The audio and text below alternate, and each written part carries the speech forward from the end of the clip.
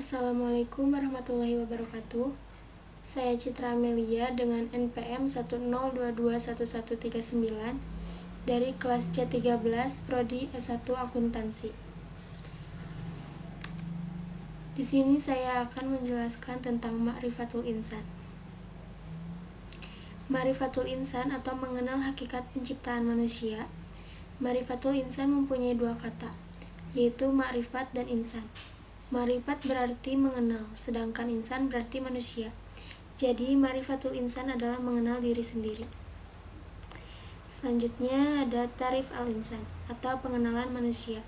Secara istilah, manusia dapat diartikan sebuah konsep atau sebuah fakta, sebuah gagasan atau realitas, sebuah kelompok atau sebuah individu. Manusia adalah salah satu makhluk ciptaan Allah yang memiliki peranan penting dalam kehidupan di muka bumi manusia. Manusia juga adalah makhluk yang paling tinggi derajatnya dibandingkan makhluk Allah Subhanahu wa Ta'ala yang lainnya. Sebagaimana firman Allah dalam Al-Quran surat Al-Baqarah ayat 34. Dan ingatlah ketika kami berfirman kepada para malaikat, sujudlah kamu kepada Adam, maka sujudlah mereka kecuali iblis. Ia enggan dan takabur, dan adalah ia termasuk golongan orang-orang yang kafir. Selanjutnya, yang pertama ada pengenalan penciptaan manusia. Pengenalan penciptaan manusia terbagi dua. Yang pertama tanah dan yang kedua ruh. Manusia diciptakan dari tanah dan ruh.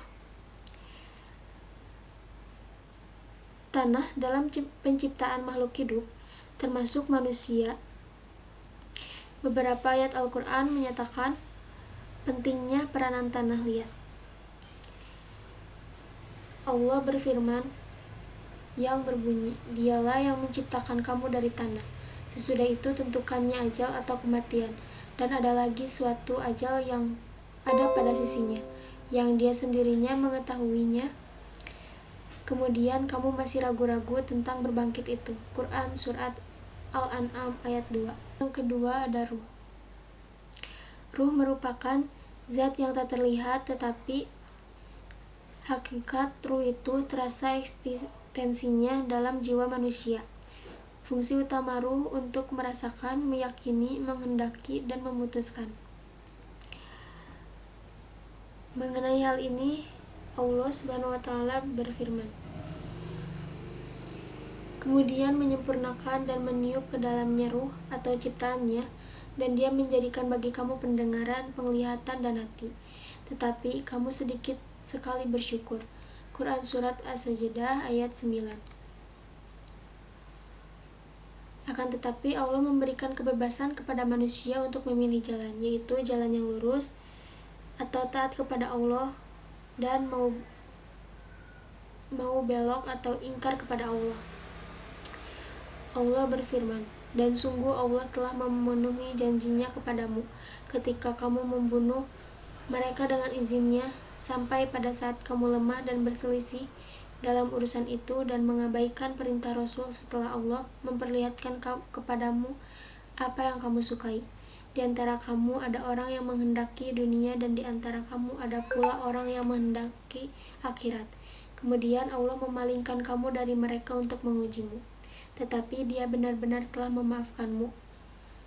Dan Allah mempunyai karunia atau yang diberikan kepada orang-orang mukmin. Quran Surat Ali Imran ayat 152. Selanjutnya yang kedua ada unsur manusia. Unsur manusia terbagi menjadi tiga. Yang pertama kolbu atau hati. Kolbu pada dasarnya memiliki makna ganda. Ada makna secara syariah dan hakikiyah. Kolbu secara syariah artinya segumpal daging yang mana baik buruknya akan memberi dampak besar terhadap jasad seseorang. Sedangkan kolbu secara hakikiyah adalah sebuah organ yang bersifat sir atau tidak berwujud. Namun, ketika seseorang tersebut melakukan sebuah kemaksiatan, maka akan muncul bercak-bercak hitam yang lama-kelamaan akan mengeraskan kolbu. Sebagaimana sabda Rasulullah SAW, ingatlah bahwa di dalam jasad itu ada segumpal daging.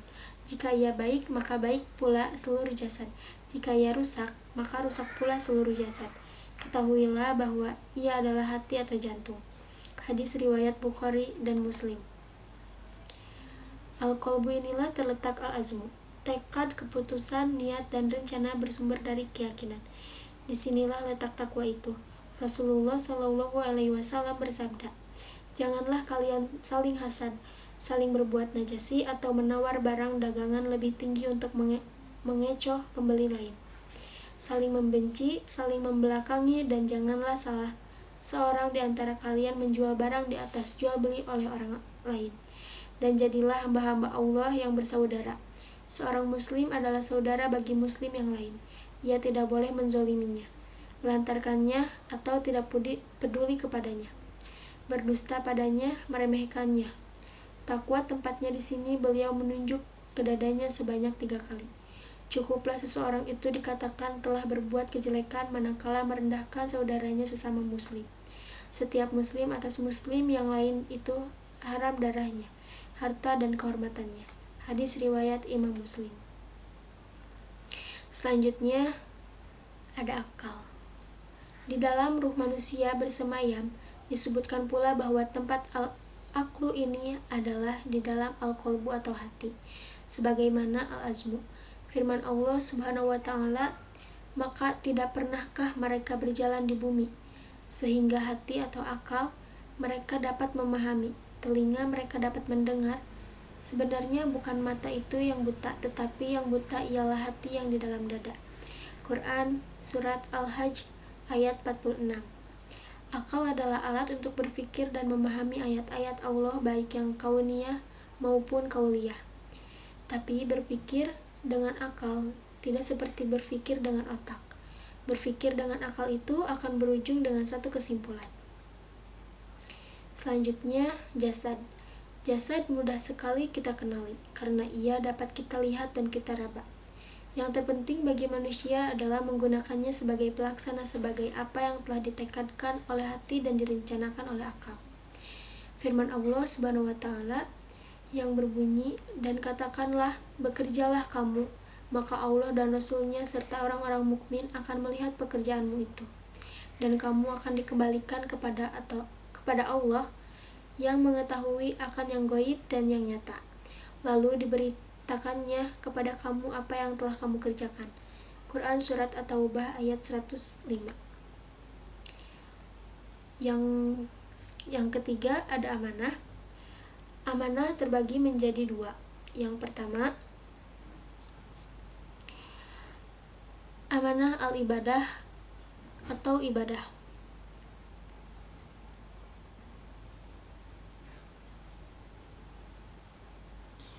Dalam kehidupannya di dunia ini, manusia diberi tugas-tugas agama, yaitu mengerjakan perintah dan menjauhi larangannya, di mana jika dikerjakan mereka akan mendapatkan pahala, dan jika ditinggalkan mereka akan mendapatkan siksa.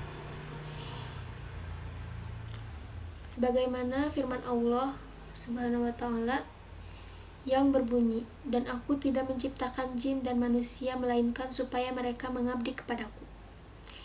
Quran Surat Az-Zuriyat ayat 56. Selanjutnya, amanah al-khilafah atau kepemimpinan di muka bumi. Allah berfirman, dan ingatlah ketika Tuhanmu berfirman kepada para malaikat, aku hendak menjadikan khalifah di bumi. Mereka berkata, apakah engkau hendak menjadikan orang yang merusak dan menumpahkan darah di sana, sedangkan kami bertasbih memujimu dan menyucikan namamu? Dia berfirman, sungguh aku mengetahui apa yang tidak kamu ketahui. Dan yang terakhir atau yang keempat, balasan. Mereka yang melakukan amal kebajikan akan memperoleh balasan kebaikan yang setimpal. Firman Allah Subhanahu wa Ta'ala yang berbunyi, barang siapa mengerjakan kebajikan, baik laki-laki maupun perempuan, dalam keadaan beriman, maka pasti akan kami berikan kepadanya kehidupan yang baik, dan akan kami beri balasan dengan pahala yang lebih baik dari apa yang telah mereka kerjakan. Quran Surat An-Nahl ayat 97. Terima kasih. Wassalamualaikum warahmatullahi wabarakatuh. Sekian dari saya. Terima kasih. Wassalamualaikum warahmatullahi wabarakatuh.